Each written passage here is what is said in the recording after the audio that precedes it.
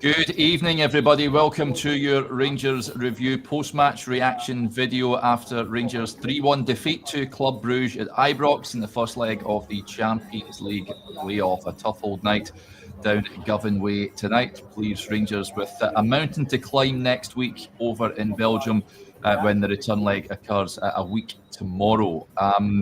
A first half that was, let's be honest, diabolical from Rangers. They fell behind on the third minute. A real calamitous error between Nasser Giga and Jack Butland left Romeo Vermaat able to just lob the ball over Butland, who was in no man's land.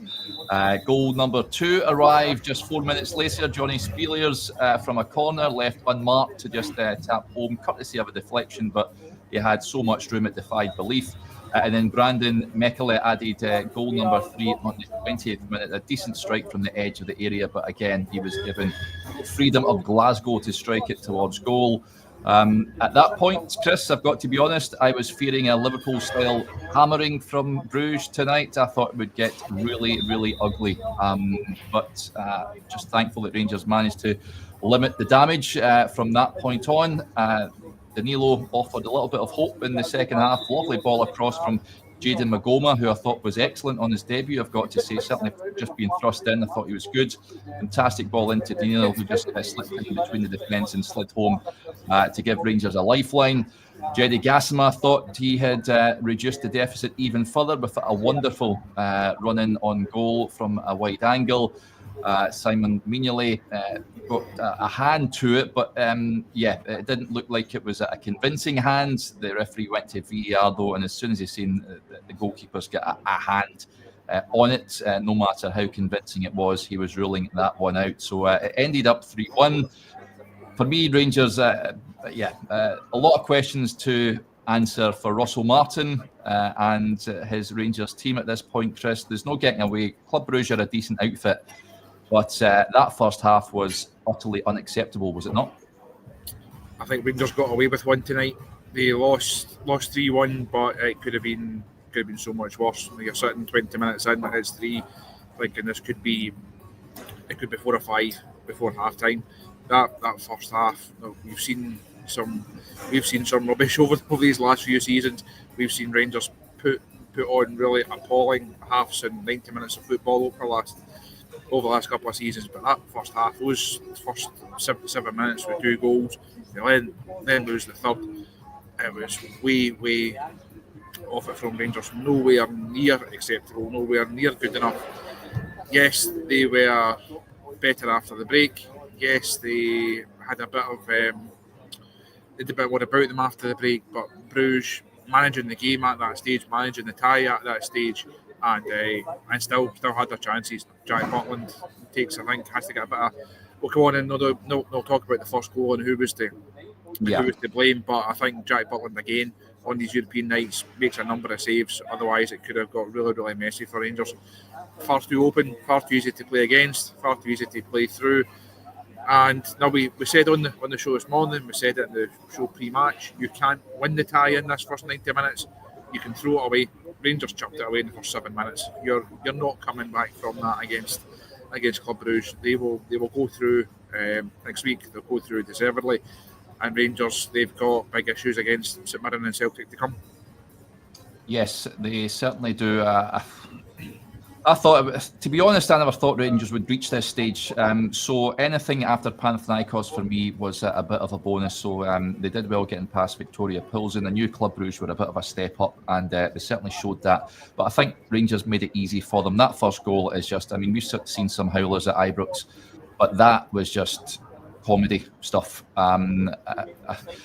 I don't know who takes more of the blame there. Jack Butland comes out and then realises he's not going to get the ball, so he starts backtracking. Nasser Giga doesn't see that he's backtracking and just gives up. He has to take ownership there for me and just boot the ball into touch. It leaves Rangers, with a mountain to climb early on. But you think, okay, it's an early goal, it's a setback. Go on and just put it behind you and build from that. But they lose a goal. And this is a worry of mine that I was warned before Russell Martin took the job, that I was told from the Southampton journalist we had on, he clearly doesn't know how to organise a defence. And that goal, the second goal, is just ridiculous to lose, Chris. How a guy is unopposed in the box to fire at home, no one near him, is a real concern of mine. As you mentioned earlier on, there have been warning signs in previous games. You come up against teams with a decent final third, then you're going to get punished, and Rangers were punished there. The defence was it was poor, to say the least, shall we say. No, I just, as you were speaking there, loaded up social media just to see what the reaction is, and someone's posted a clip of that first goal. Having seen it again, Giga has to take not all of the blame, but has to take 90% of the blame there. I think Butland realises early on, as you say, he's not getting there. Giga has to be alert to that. He has to be better than that. I think overall he's had a good start to his Rangers career as well, but it's a real howler. And as I said in my analysis piece that's on the site just now, it just takes such a sting out of the atmosphere. We spoke about the Ibrox factor and what these fans can do. Russell Martin spoke about that pre-match. You then have your tifo display, you have the Champions League music on again. Everyone gets up for it, and within 3 minutes you go and do that, and you think, well, it's an uphill task from there. You then go and you compound it. Losing the first goal like that is really, really poor. You can't, as a manager, you can't legislate for that. It's just a player that's had a complete mind loss, has made a big mistake. At that stage, you have to regroup. You have to play yourself back into the game. You have to just manage the game for a few minutes. As you say, the second goal, it won't attract the same headlines. It doesn't do as well on social media because the first one's such a big howler. The second one is almost even worse because that is something that's something that you can organise. That's something that you can work on. That's something that you can account for. That's the type of goal you should not be conceding. The first one, as bad as it is, the second one is. The second one for me is just as bad, if not worse. The third one, you have to say, it's a lovely strike, but again, there's mistakes in the build up there. And as I mentioned at the top of the show, Rangers, I think, are lucky to get away with the 3 tonight. Jack Butland made a couple of really good saves to keep them in it. Yeah, like I said, if he hasn't learned how to organise a defence, Russell Martin, I can't see him lasting long in Glasgow because successful sides have strong backlines and Rangers don't, and he has to sort that out pronto because we've got St Mirren on Sunday and they'll be licking their lips. Celtic will fancy their chances of doing what Bruges did tonight as well, and I do worry that hidings like that could be not too far away, like we witnessed tonight. And again, it's a first half you're giving away and then you're chasing the game 3-0 down after 20 minutes. At that point, as I touched on earlier, I'm fearing it could get really bad. We've seen a mass exodus of fans heading for the exits, and that is a really sad sign to see. Certainly the ownership looking at that will be thinking, here, what's going on here? That is not in the script. But Rangers were god-awful in that first half. The defence we've discussed, of course. I touched on McGovern. I thought he was pretty good tonight, possibly man of the match. Him and Gasma, I thought, were good. On the other flank, of course, we've seen Max Aarons. I still remain to be convinced about him, I've got to say. And Antman, I thought, had a quiet game, Chris. Things weren't quite coming off for him. We needed more from him. And the midfield, Raskin, surprisingly playing at number 6 with Rothwell and Diamande slightly pushed further up. Diamande, again, he's been poor, let's be honest. He really hasn't had a good start to the season, and Rangers just having too many players on and off night. But again, I think it's partly you can blame the players, but more so I think the manager has to take a lot of the responsibility here. He set the team up like this, and you touched on earlier, the team are far too open. It's too easy to play against Rangers at this point in time, Chris. They are. I think it makes sense to touch on a couple of the guys you mentioned there. So Aarons, like I touched on pre-match, remain to be convinced that he is a whole lot better and more worthy of his spot than James Tavernier at present. I thought Gassama was a bright spot on a night where people obviously wouldn't take any positives at all. I thought Gassama really kept going. He's unlucky with the one that gets chopped off. As you say, it's always, as soon as the ref sees the keeper's hand on it, it's always going to get ruled out, unfortunately. But I thought he kept going. He was always looking for the ball, and he can be I don't think he'll take any great satisfaction from it, but I think he can be pleased with his performance. And I actually thought Magoma at left back, for a young guy, again, spoke about it this morning and pre-match, for a young guy coming in the circumstances, I think he can be fairly pleased with his night as well. It was a big night for him, a lot of pressure, a lot of expectation. He comes into a side who are 2-0 down inside 7 minutes. That's a real test for someone's character. There's actually a moment myself and a couple of guys spoke about at half time. 30-35 minutes in, he's looking to take a quick shy. John Shooter's not shown for it, and Makoma has weekend nip at him to say, why you not asking the ball, why you not trying to restart the play. Shooter has a weekend nip back at him, and Makoma, to his credit, then goes back at Shooter again. Now, it's not shouting and screaming, they're not exactly squaring up to each other, but it shows, I think, that he was willing to actually to have that. Now, obviously John Shooter being Rangers captain on the night, far more experience, all the rest of it, but Makoma thought that he was in the wrong. He was trying to get Rangers going at a time when they had to get going. He was trying to kind of force the issue a wee bit, and fair play to him for that. So I think that says a lot about a young man's character in really difficult circumstances. Now, time will tell what kind of Rangers career he's going to go and have. Rangers, of course, need to go and sign another left back as well. But so I think he can be pleased on an individual basis. I think he can be pleased. Same for Gassama. Apart from that, there's not many contenders for a Rangers man of the match, is there? There isn't. But again, it's one of those ones. It's this system again. Rangers, we've touched on it when the Panathinaikos game, even pre-season, we're saying that they're far too open. But this is the hill that Russell Martin will be dying on. Of course, this is his philosophy. This is how he likes to play the game. He did say you need to put up with pain before it comes good. But the only problem is that we've said it so many times. I'm sick of saying it. You don't really get time at Rangers. You need to win football matches, and it's a way. I mean, you can accept losing to Bruges, Chris, but it's a manner that they're losing here at the moment. Next week could very possibly be another hammering on the cards if Rangers don't shut up shop, change.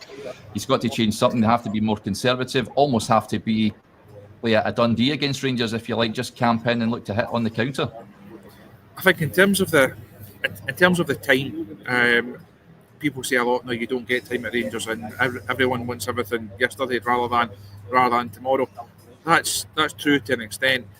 But I think if the fans were seeing something that they could get behind, if they saw signs of improvement, signs that this is going in the right direction, I think they would give time. I think they would get behind a new squad and a new manager.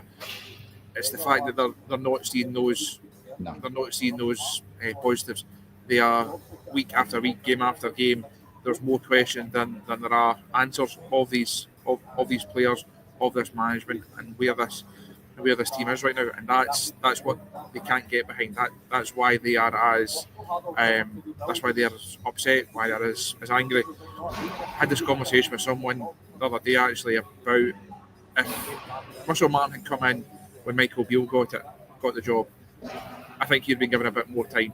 But as things go, failure after failure, manager after manager, season after season, that window becomes smaller and smaller and smaller, and that window is now that small that Russell Martin had to come in and hit the ground running. He had to come in and make a really impressive start this season. The fact that he's not done that, the pressure and everything then just builds and snowballs on top of that. He will get time. He will not be sacked tomorrow morning on the back of this. How much time though, Chris? What if he loses the next 2 league games? I still don't see him being sacked, because ultimately where the Rangers then go from that. So you look at where they've been previously. So it took the sacking of Clement. Barry Ferguson comes in. Now you go for the caretaker route just to get to the end of the season. Barry Ferguson's not a Rangers manager. Barry Ferguson's not a long-term solution. So you then spend weeks, months going through that recruitment process. That recruitment process turns up with Russell Martin as what the board think is the best candidate. Who else in that process are you then going to go and turn to? Who else are they going to go and get to be Rangers manager? I know we've had this conversation about you can't keep sacking managers and you can't keep chopping and changing. I don't see this board bound to that pressure. I don't see this board going down that route of making a quick change. They are invested in Russell Martin. They're invested in rebuilding the squad in the way that they see fit. People might not like it. They might not want to hear it. They might not agree with it. If you're asking me right now, I don't see Russell Martin being sacked in the near future.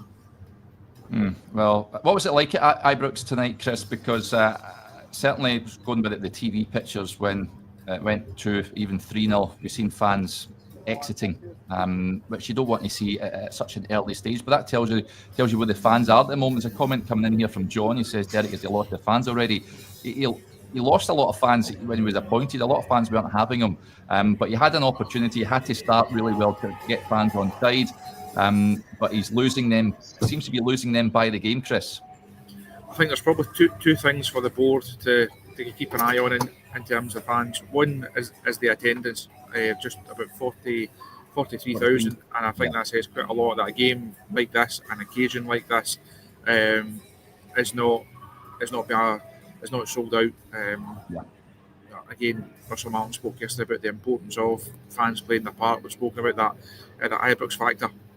The fact that you've got 7,000 empty seats here, that's quite an alarming situation for this early in the season. In terms of the atmosphere, as I said earlier on, it's punctured as soon as that first goal goes in. It goes from bad to worse in the second one. It goes really badly after the third one. People know at that stage that the tie is not there. It's not there to be won. That it's gone. The reaction, I think, it could have been worse. I think if Bruce had gone on and got 4-5 as they looked potential, or at least if they could do it at stages, it could have got really nasty in here. But I think that it was a resignation fairly early on. I think people knew that the game was up. As you say, there's then pictures coming through on social media. We see it round about the stadium. People thinking they've had enough and they're leaving. That's not good. That's not a good situation to. It's not a good situation to be in. You can't blame them as well because they've turned up. They paid their money. They are entitled to an opinion. They're entitled to stay for however long they want. Yeah. And as I said earlier on, that team, these players, this manager, have to give the fans something to buy into. If the fans aren't seeing that, they are then going to vote with their feet. So two things I think the board will have an eye on and will have to consider. Yep, Russell Martin down. He has been speaking to, of course, the match was on Amazon Prime. He's been speaking to them. Interestingly, Bill has watched that. He says, just listen to him. He's totally blinkered that he'll be getting time no matter what. Joshua is at the press conference for us, so I'll keep an eye on the social media feed to see what he has to say about what unfolded tonight. A few interesting points coming in, though, from folks. Ali certainly seen that the glass half full. He says the tie isn't over. It isn't over. I thought it would be well and truly over tonight, but I would be amazed if Rangers were to turn that scoreline around. Put it this way, they're going to concede next week. I think that's a given. So you're going to have to score upwards of about 5 goals to go through, which would be quite something. Probably one of the greatest Rangers performances of all time if they were to get past Bruges at this point. So I think it's Europa League at this point. But Sunday is massive for me. We need to see something. He needs 3 points, Russell Martin, for a start, which is easier said than done. A few interesting points. One from Andrew Webster. He says this team really struggles with adversity, cannot deal with setbacks. That's nothing new. I think that's something that could be levelled at the team for quite some time now. And Craig McFarlane with the point says no clear shape, no clear system. Yeah, it looked a bit of a mess tonight, Chris, didn't it? As you touched on earlier, if the fans could see something that what he's trying to do in this little shoots of, we can get on board with this, then they can get on board with it. But you're struggling at the moment, as it's more hope more than anything else. As you said, the manager has been speaking to Amazon Prime. I'll just pick up a couple of these quotes that he's told them. He said he was really proud of the second half. The game is not over, the tie is not over. The energy was completely different in the second half, and I'm really proud of them for that because it wasn't easy. That's the hardest a lot of these players are going to face. You can't impact it from the sidelines. You put a game plan in place to try and win the game, but the decision-making changes because we are so anxious. We were far too open. That wasn't the game plan. In the second half, we didn't change very much, but we were much more competitive and looked a threat. The players ran really hard for each other, and I'm proud of them for that. People will make of that what they want to make of it. I think his assertion there that the tie is not over. I think he's going to say that, isn't he? He's not going to say it's done. He has to say that, but I think people will write Rangers off in this tie, and rightly so. Interestingly, BBC have actually just put out some more from Russell Martin, and he says the fans are all entitled to their opinion, but we're going to need them so much. This club has had a long period, bar one season, where it hasn't been as successful as it wants to be, so we need to come together. The team is going to need the fans. The precursor to change is pain. I knew coming here there was going to be some pain early on. We need to make sure the pain is worth it. We will grow together through this, but we have to grow together as a club. We need to give supporters more moments like we did in the second half. The fans are the most important people in the club. We want to qualify for the Champions League, and we'll do everything we can next week. I think even Rangers at their best next week, they're going to find it very, very difficult. I just don't see how they go out there and win this tie. As you said there, Derek, they will concede next week. I don't see any way that Rangers can go to Bruges and keep a clean sheet. So we then know what that requires from them going forward. Do they have that in them? Probably not. I think it looks as if it's a situation that's got away from them. If they kept it at 2-0 for a period, if they had been able to put their foot in the ball and just see out the first half, get to half time, and then regroup, and then have the type of reaction to go when Danilo gets his goal, I think gives it a bit of lift. At 2-1, it's a very different match, but at 3-1, I think people there was an air of resignation round about Ibrox. People knew that at that stage that the game was up. So I don't see any way that Rangers can turn this around. At best, they are a Europa League team. That's the competition that they will be in. That's the competition ultimately they deserve to be in, because Bruges thoroughly deserve their victory tonight, and it should have been by more. Yeah, I can't disagree with any of that. The point from Floppy says we need leaders on and off the park. Totally agree, buddy. We spoke about it earlier on in the week that Rangers need experience. I think that you can see that as they're lacking, certainly in the defence. I would like to see, you touched on earlier, Chris, I thought even though Magoma was good, I want an experienced left back to come in and an experienced left centre back, please. Rangers crying out for a bit of leadership in there, because that was on show tonight. It was on show in the games so far this season. So a disappointing night at Ibrox then. All roads lead to Paisley this Sunday. You're going to Bruges next week, so hopefully that's more pleasurable than what tonight has been. But Paisley at the weekend, Chris, as I touched on earlier, St Mirren will fancy this. Stephen Robinson always gets St Mirren up for it. Rangers have come a cropper down there a good few times down the years. I hate 12 noon kickoffs, and I worry that this Rangers team isn't capable of going there and picking up a win. That is where I stand on it. Where do you stand on it? Are we at the stage heading into St Mirren that people would be more surprised if Rangers won than they would be surprised if Rangers didn't win? Yeah, that's never a good situation for any Rangers manager or any Rangers team to be to find themselves in. Certainly not at this stage of the season. It's going to be difficult for Rangers at the weekend. We've had a number of rather dire afternoons through Paisley. It's not a place where Rangers go and play well very often. I've struggled there a number of times. You know exactly what St Mirren are going to bring to the party. As I said there, Stephen Robinson, his players, they won't have watched Rangers this season and be feeding them going through there at the weekend. I think they will certainly fancy their chances, and that's going to put Rangers in a really difficult position if they don't win that game. Now, we spoke earlier on about the possibility that Rangers had of, even if they don't win the 4 games, if you play well in the 2 Bruges games, you get a win against St Mirren and you bounce at 0-0 game and you win that one, then who knows, puts a very different slant on heading into the international break. the first part of that sequence, the first challenge has been failed. They've fallen at the first hurdle in that regard. They can't afford to stumble again at the second one. If anything was to happen on Sunday, that puts a really, really different slant on events. Next week in Bruges, it's going to be really, really difficult for Rangers. So I don't see them getting through that, and you think it's a small matter of an Old Firm game before the final days of the transfer window, heading into that international break. So it's never. We always say it's never dull in the world of Rangers, and this next fortnight and this next 10 days or so, it's certainly not going to be dull. Yep.